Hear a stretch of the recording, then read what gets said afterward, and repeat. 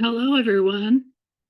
This is Lucy Capehart. I am the Director of Collections and Exhibitions here at the Japanese American Museum of Oregon. We are so happy to have our former Director of Education, Kurt Ikeda, with us tonight to give his presentation called Crystal City, Tracing My Grandfather's Story to Texas.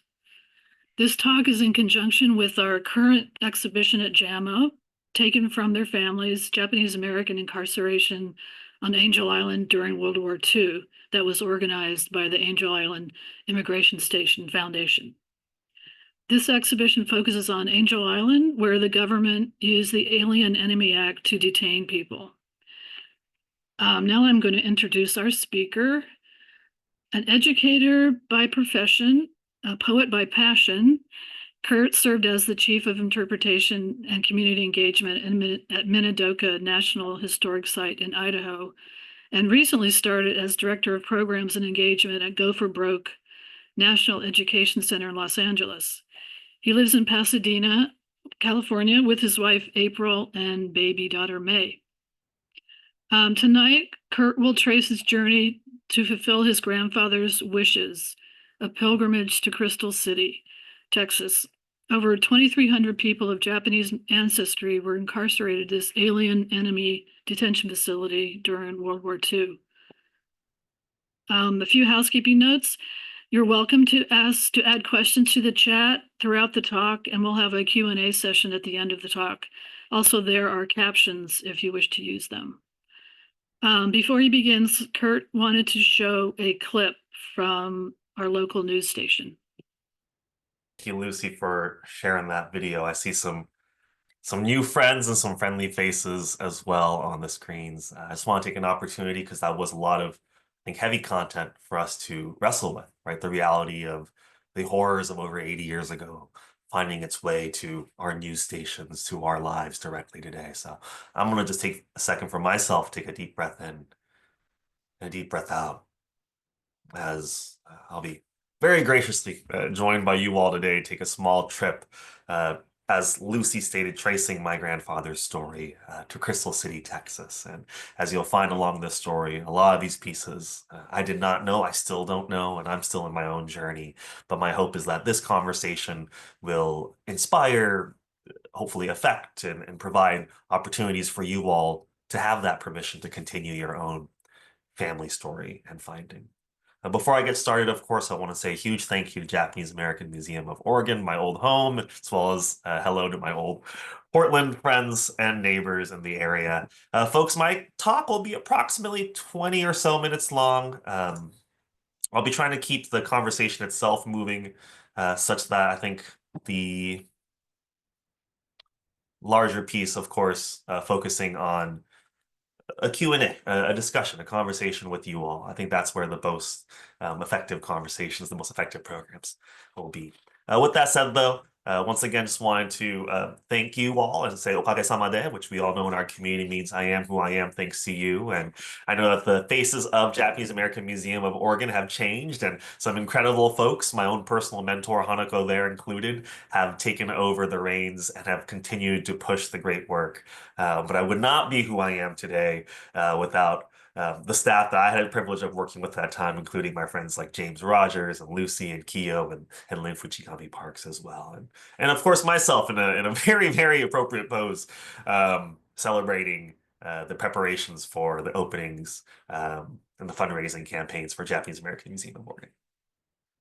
In that same vein, I also wanted to make sure I had 3 slides to once again thank the folks who have made me who I am today. Of course, I'll be speaking about my grandfather, Ted Okushiba, who is on the left-hand side wearing that white t-shirt, as well as my grandmother, Mitsue Miyake. For some of you who may know my story, I'm a Shin Nikkei. I'm a second-generation Japanese American. So you might be asking, well, how does that camp relation story fit in? And it does because, and many of you have heard this already, my grandmother, I mean, just look at her, just incredible woman, extremely good looking, youthful beyond her age. And her third marriage would be to Ted Okushiba, for all intents and purposes, raised me as his own grandson alongside my family, especially after the death of my father. I really would not be who I am today without Grandpa Ted. I also wanted to talk about some other folks who have really helped me become the person I am today. For my folks from Portland, I uh, dedicate this talk to George Nakata, all right, a survivor of Minidoka and a longtime supporter and friend, of course, of JAMO, and also Holly Yasui, daughter of Minoru Yasui, has also passed away since this photo was taken. To true legends in our Pacific Northwest Japanese American community. I am who I am thanks to them. And I also think about all of our Japanese American elders who who have suffered during the COVID-19 pandemic and beyond. And taking a little bit closer back to Los Angeles, where I currently am, I'm also thinking about today survivor Kanji Sahara. Some of you in the JA community may know Kanji. He's a key part of actually my story today, as he was the person who actually told me the name of my great grandfather, who I'll speak of. And if it wasn't for Kanji in many different aspects, I really would not be who I am today. So once again, okage-sama de, thanks to you. With that said, I will also play a small, I think, news clip that hopefully provides some context. It's gotta be right there. Kurt Ikeda is a descendant of the Crystal City internment camp. His grandfather Ted was just 8 when he arrived, a time his grandfather never talked about. He just kind of brought it up one day as he himself, when he was diagnosed with cancer, had to wrestle with his own mortality. And that really started my own personal journey in learning about a part of this story. Today, on his second trip to Crystal City, he searches for remnants of T-51, the place behind barbed wire that is now late grandfather. Okay. So to start off our story, folks, I wanted to bring it back to Kanji Sahara. This is back in 2016. The time was very directly correlated to this journey that I will discuss in a bit that happened in December as I would go to Crystal City. This is over 9 years ago.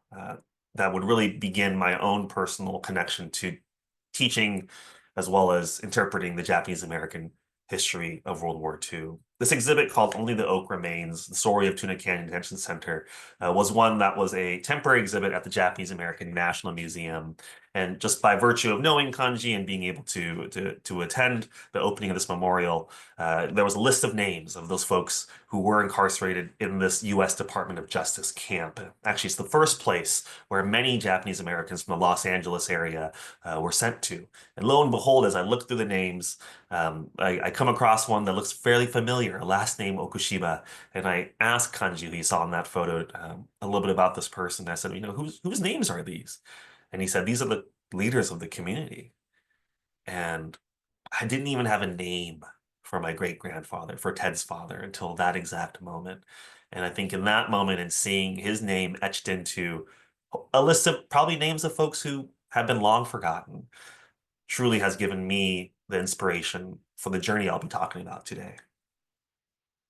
And of course, this journey that I took is one that traces that of my grandfather. And as Lucy was saying earlier, I am a poet as well. So there is a poetry piece that I hope to kind of, whoops, sorry, folks, to kind of underscore this piece. Many of you have heard this piece before, but I'd like to maybe just give you a little stanza to give you the feeling that I bring to this presentation. My grandfather used to love playing baseball. For an 8-year-old, camp was a Japanese American sandlot. Teddy the Jet treading the bases so he could make his way back home. The game he played was all American, unaware that his hands, his legs, his swing, basically all deemed un-American. We were dirty. Yellow and brown dirt smeared across a white uniform. It was 1942, the World War II series. His team traveled all over the United States. He rounds first base to Santa Anita Racetrack, where the horse stable played both the outfield and the outhouses. He touches second, a short stop at Poston, Arizona, and he stays at third. A changeup at Crystal City, Texas. Round them up. 120,000 people of Japanese ancestry, 2/3 American citizens, less than or equal to enemy aliens. Baseball's a game so fine they say it's played on diamonds. My grandfather was playing at home. No cheers, no wave, no field of dreams, just silence. And this was the piece that many of you have known before, right, within the space of poetry, and this piece was being written as I took this trip from 2016, right around Christmas, as my grandfather had passed away earlier that year. And as Lucy stated, as was stated in the video, that was his last wish. As he was beginning to wrestle with the fact that he was sick, he showed me a map, an old flyer for a Crystal City pilgrimage, as well as some money he had left behind and left to decide to take the specific trip he wanted to take with me, which was from Union Station, Los Angeles, which is to the left, taking that train ride through Phoenix all the way through to San Antonio, which is on the far right-hand end, Texas, at which point he wanted to take a rental car and drive down another few more hours to a place that's only 20 minutes away from the US-Mexico border, a place called Crystal City, a place where he would be reunited with his father after almost 2-3 years of not seeing him. At the very least, since that experience, never truly having the father that he had back to him. This trip was taken with my best friend, Corey Nakashima, and we both, had this pilgrimage experience that, isn't the type of pilgrimage that I had learned to love and care for in my time at Minidoka National Historic Site. These organized 200, 300 person large events where we collectively examine the trauma of the past as well as heal from the experiences that our families went through. I had the privilege of being able to organize a handful of pilgrimages and also learn alongside some great leaders like Hanako Wakatsuki, like Emily Teraoka, as well as being able to be in community with so many survivors and descendants. But our trip wasn't that. Our trip in 2016 was an individual trip. And as we'll talk about a little bit, there was really nothing there when I arrived at Crystal City. The Crystal City that I saw was a lot more similar to the one I described in my poem. Truly, no cheers, right? No waves, just a blank field of dreams as I described, because the only marker that I was able to find was about 3 or 4 small markers on a high school campus that was built over where this whole complex of Japanese Americans, German Americans, and Italian American families were to be quote unquote reunited with the enemy alien fathers that were a part of their families.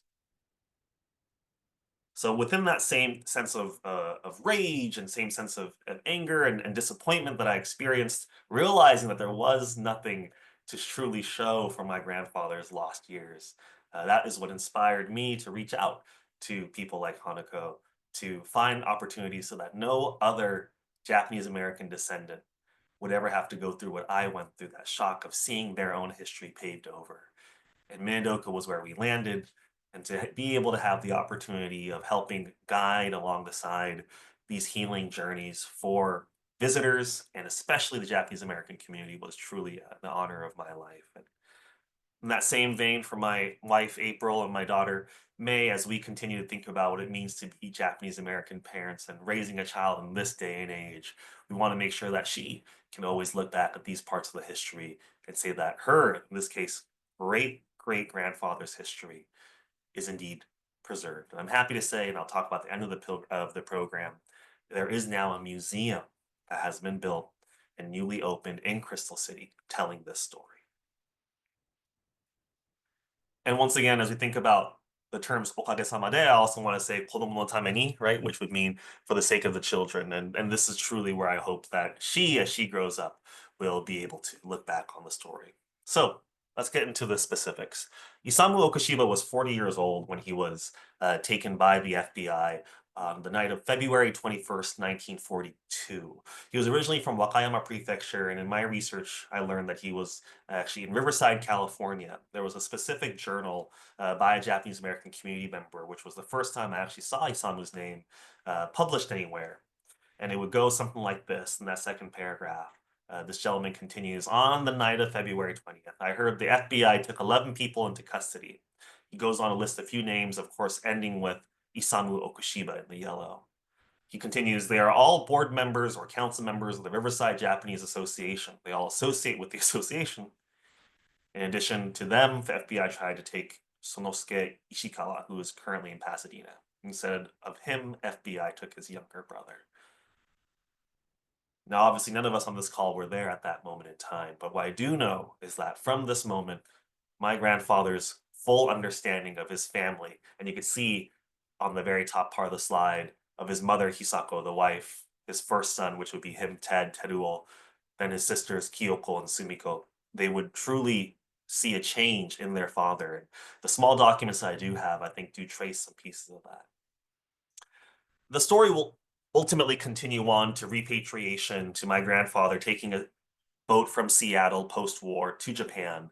And he would continue to tell me in these later moments of his life the experience he had as an American-born, second-generation Japanese American, an American citizen now in war-torn Japan, and the experiences he would have. One of the main things that really stuck out to me was how he said, in America, when they played war as little boys, the white kids would call him the JAP, the enemy, and he would never be able to win, right, in this pretend game of war as a young 6 or 7-year-old. Well, he talked about when he went to Japan, it wasn't any different, this time a little bit older, as he played war with these kids. He was no longer the JAP, he was the American enemy. And he was so deeply hurt by that experience. And in his own way, he decides to come back to the States. This is actually from the Pacific Citizen, the JCL newspaper. It says 24 Nisei arrived from Japan aboard President liner. And you see on the very bottom the name of Teruo Kushiba, who would later return to America on his own accord. And of course, by doing so, would many, many years later be my inspiration for what I do.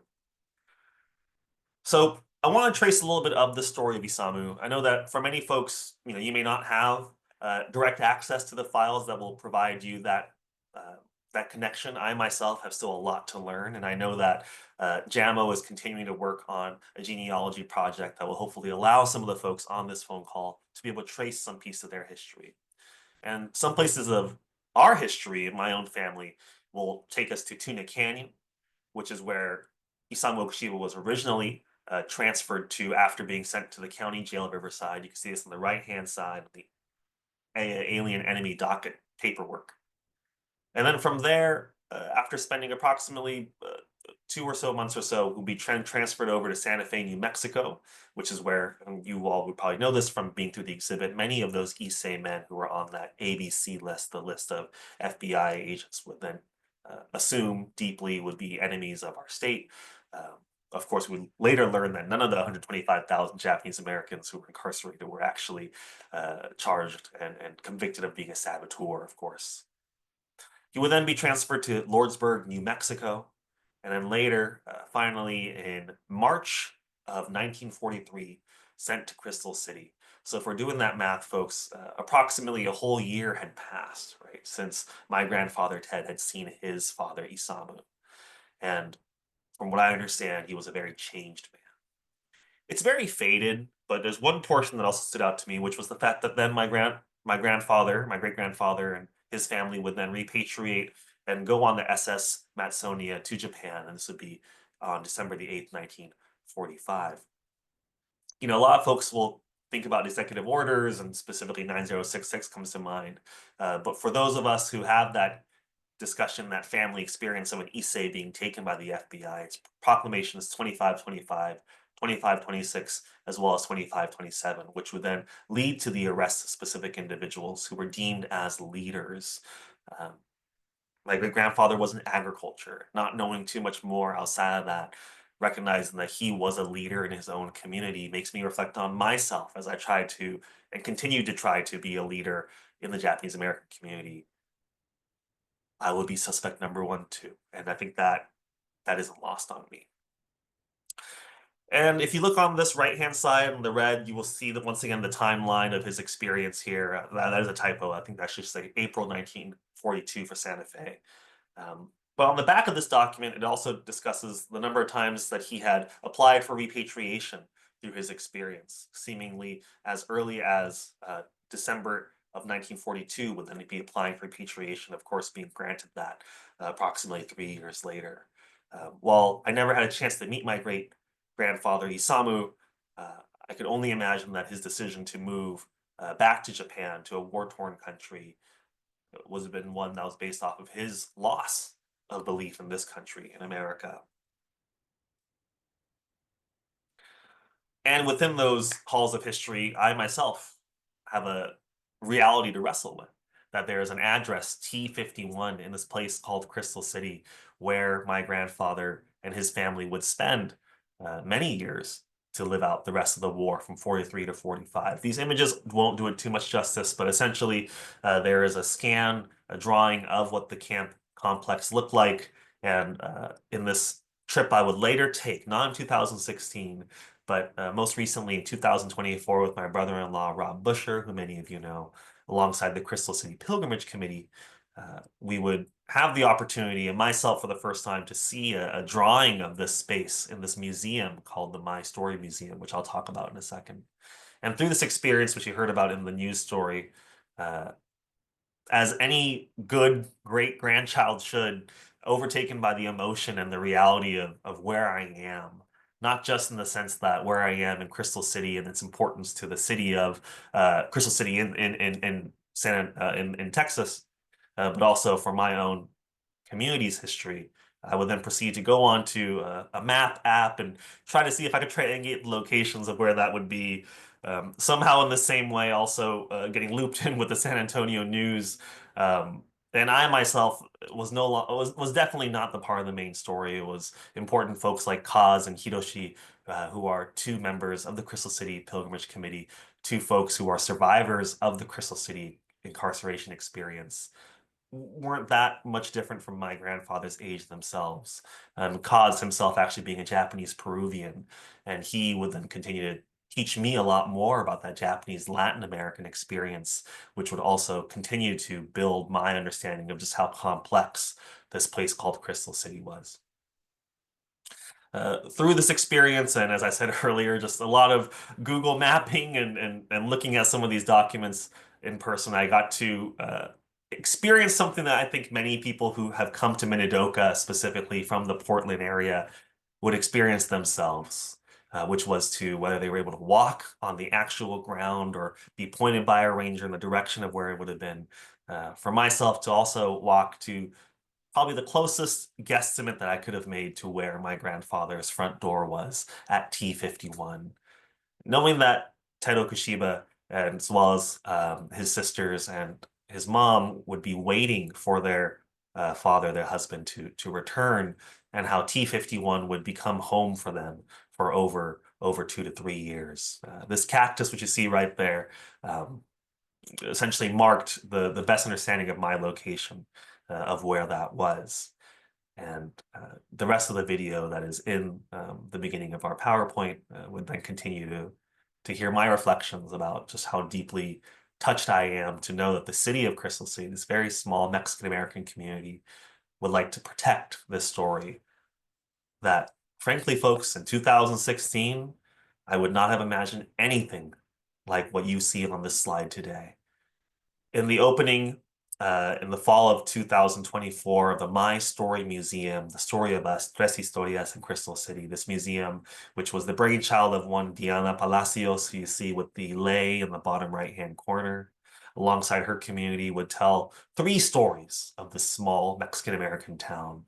One, of course, of the veterans who, of many wars, have come from that community. The second being, of course, of the Japanese-American, Japanese-Latin American experience at Crystal City, the camp itself. And last but not least, and for some of you who know your intersectionality of our stories of liberation, we'll talk then about the student walkouts, the 1960s, by Mexican-American students in Crystal City. And to have these 3 stories that are connected through the valor and courage of our veterans, through the undying spirit and the family legacy, as well as the healing necessary for the Japanese American incarceration. And of course, last but not least, the story of these young Mexican Americans who knew the value and worth of their culture and their history and who would stand up for representation. It is truly a unique experience to be there. And I highly encourage you all to join us for the Crystal City Pilgrimage, which will happen later in the fall of this year as well. I could not have dreamed of anything more than this in my time here, to be able to return to this space with my brother-in-law in the nice cowboy hat on the upper right-hand corner. This here at the memorial to the swimming pool where two young women passed away, died and drowned in the pool, Sachiko and Aiko, whose names are actually now a part of a street in Crystal City, the city itself. When I first arrived over 9 years ago, as I said, there truly was nothing, and I was heartbroken. I took that broken heart and found opportunities to hopefully mend and heal folks who would then trace their stories to Minidoka.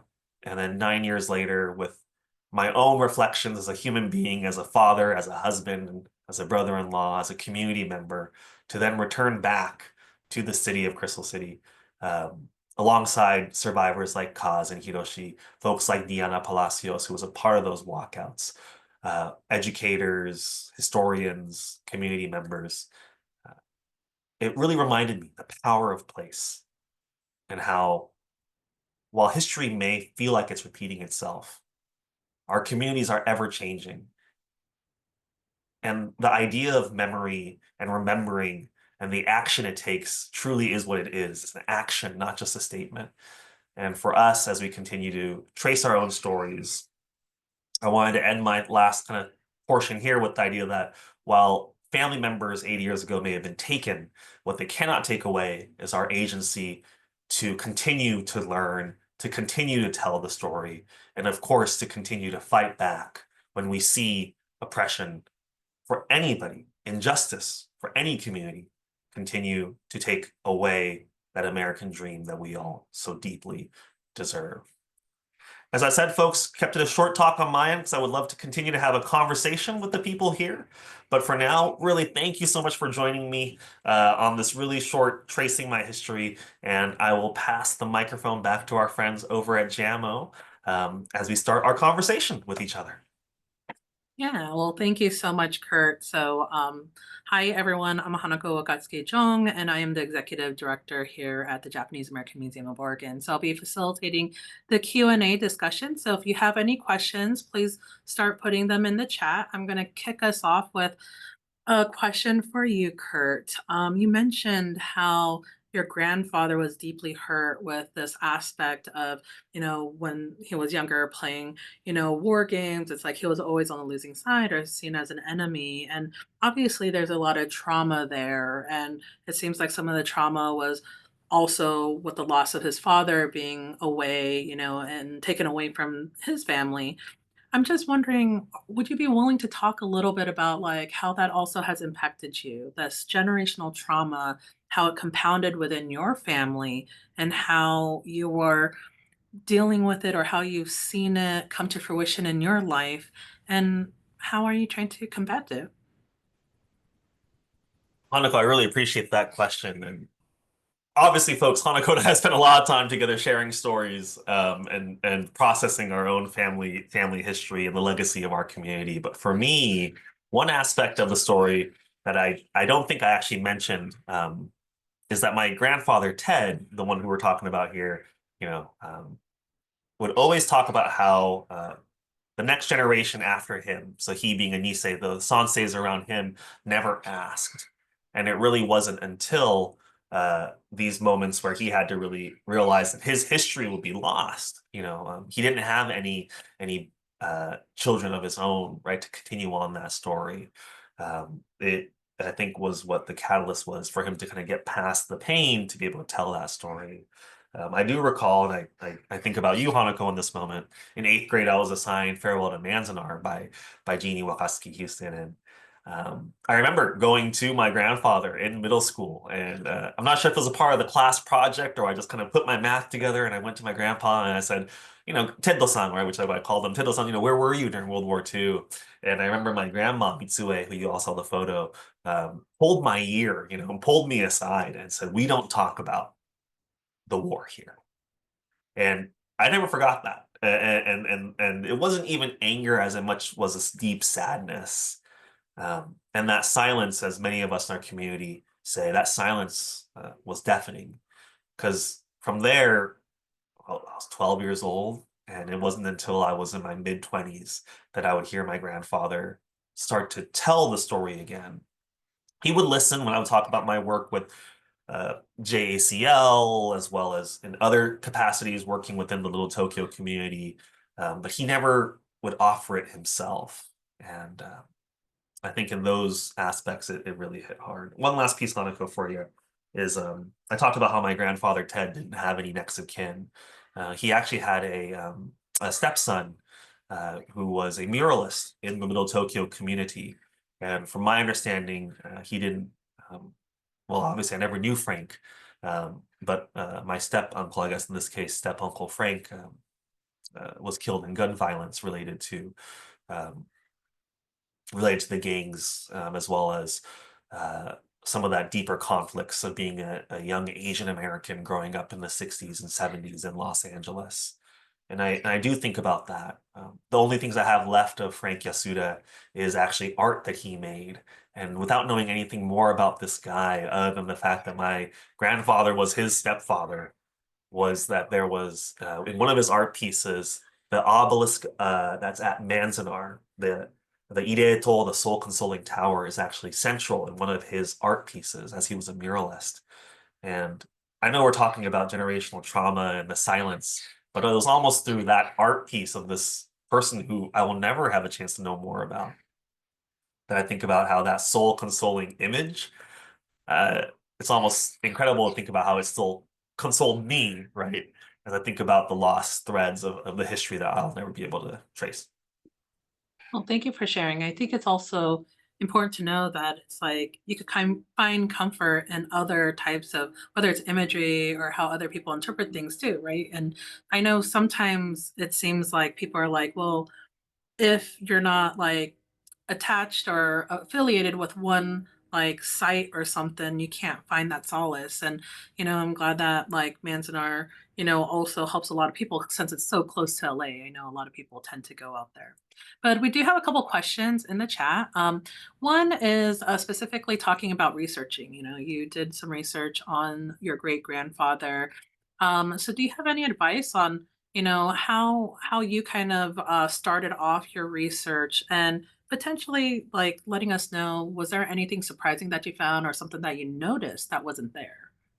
Yeah, that's a great question. And I actually see on the chat that we have some friends from the Crystal City Pilgrimage Committee. So I wanted to say hi to those folks because a big part of the research, if you will, was literally talking to them and meeting them this fall.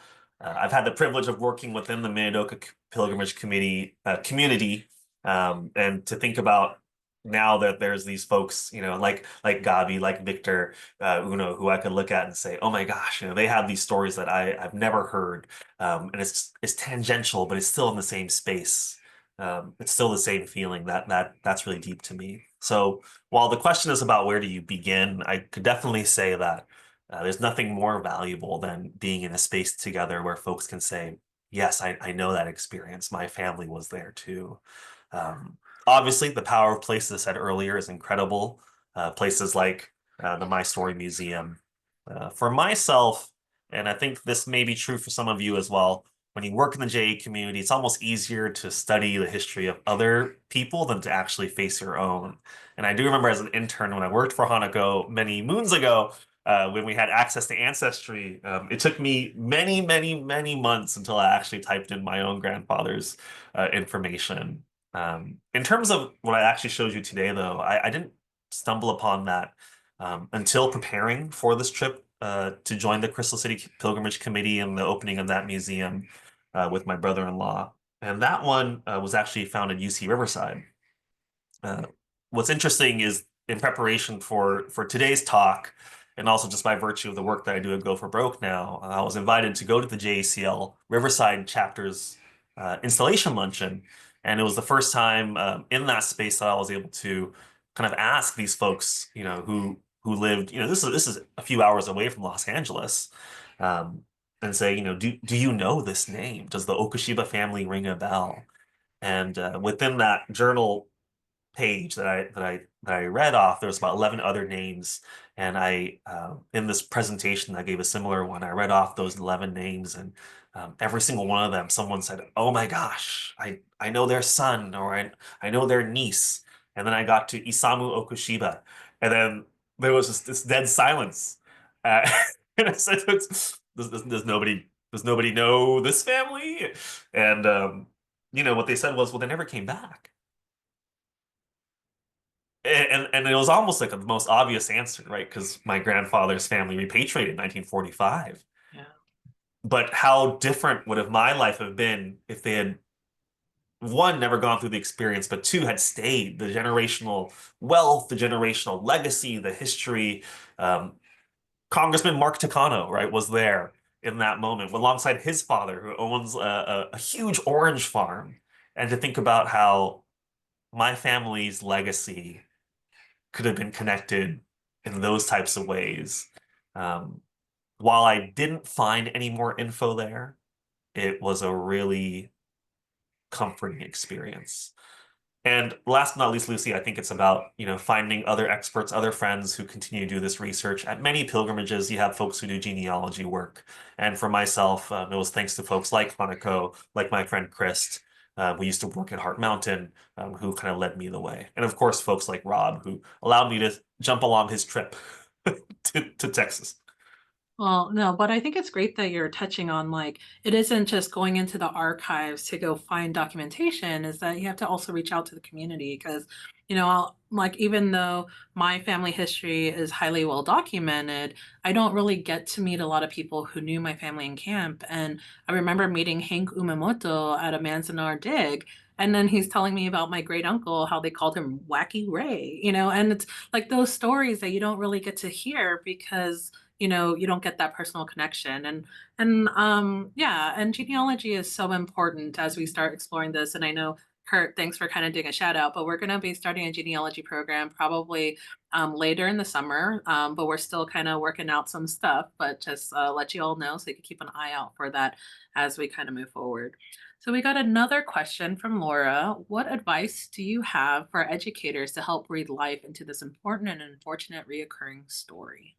Yeah, Laura, I appreciate that question. I used to be a high school educator myself. It's what gave me the opportunity to work at the JAMO side, right, within education. And of course, you all have Alyssa over there, Alyssa Dingus, who's an incredible educator.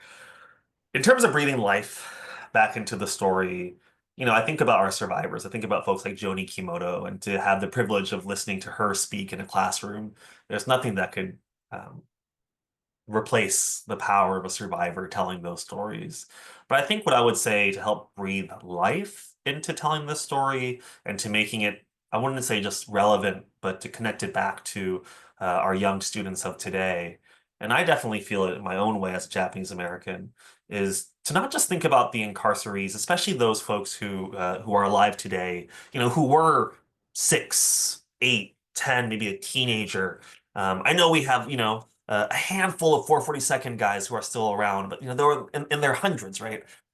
I think what actually would breathe life into telling this story isn't just about what they went through in the 3 years or 4 years, or for those in Crystal City till 1948, but it's actually what the heck did they do after that? To not be defined by the moment that they were the least, the most powerless, right? We're not going to define folks by the most powerless moments, but to define them, in fact, by the moments that they would then go through in and of itself. Gaman wasn't something that we just needed for 3 years. And I think about how those stories that would then lead to things like the redress movement. I think students especially might find a deeper connection to those moments like the redress movement. Hearing stories about sanseis who will then ask their own Nisei parents and when they will finally break the silence. I think those moments actually are extra powerful and can connect the story to students today who are facing a world that is continuously being more and more difficult to survive in for marginalized communities. Oh, that's great because, I love how you said it. Like we need to kind of more focus on when our community got our agency back, right? Mhm. And because obviously it did shape our community, this, the incarceration experience, but there's still more to the story. So that's amazing. Thanks, Kurt, for that. So another question that we have is from Cynthia. She says, I'm curious about the people on the Crystal City list from Peru and Bolivia. What was the Latin American connection? Yeah, and Honestly, in this case, I would actually love to ask my Crystal City folks, but I think what I'll say for the sake of the time is you got to come to the Crystal City pilgrimage. There's a lot to be said there. What I do want to make sure I say, though, is that this community was excluded, right, from the Civil Liberties Act of 1988. And I think that's a great grave injustice. You're thinking about in nearly 1800, if I'm not mistaken, right? Japanese Americans, Japanese Latin Americans from various communities, and in this case, they were deemed these enemy aliens, and they were subject to, as we say in the community, to the internment, right? Internment proper, even though they were, deportees, right? And citizens not of the United States. The fact that these Latin American countries would then send their Japanese people, right, to the States to then be later incarcerated. And some of these stories that I hear that continue to be harrowing are from stories like Hiroshi and Kaz and his family stories when they would first arrive to the States. If I'm not mistaken, some Japanese Latin American families being hosed down with DDT. I mean, we think about the truly grave injustices that Japanese Americans face. But to think about that on a global scale, to think about Japanese Canadians, Japanese Latin Americans, it challenges me to think about not just one community, but how this is a much more larger global story. So Cynthia, I'm so sorry. I wish I had more information. I feel like the Crystal City Pilgrimage folks are shaking their heads here, but what I will say is I highly encourage folks to come on through to the Crystal City Pilgrimage to learn more about that portion of the story. Yeah, and then I guess I think there's just this last one question from Lynn is what was your mother's reaction to your grandfather's story? Yes, for those of you who know, I'm very close with my mom. I'm a single. I'm a only child, and she's a widowed mother, so that connection is very deep. And she herself was the one who encouraged me to continue my work in the JA community. The JACL had a scholarship that was specifically for children of widowed families, and from that moment in high school, she said, "This is where you put your heart," and that's what I did. Um, in terms of my mother's reaction to Ted's story, one, she was extremely, go take this trip in 2016. But I think herself, and I do know this because she told me this, is she feels so full in her heart as an immigrant from Japan to know that there is this much deeper story of a connection to the States that I'm able to have. Yes, through my grandfather, but really what she's most excited about are the people in places like the pilgrimage committees all around the States, but specifically Crystal City. Because I could say, I'm hearing these stories that I don't know if Ted would have had, but it's close enough. And that's special. And I think my mom recognized that too. And on that note, I'm going to be visiting my grandfather at Evergreen Cemetery actually this Saturday as we do a cleanup for the Nisei veterans there at that cemetery as well. So um, I'll make sure I tell them about today's wonderful opportunity to talk to you all. Oh, awesome. Thank you, Kurt.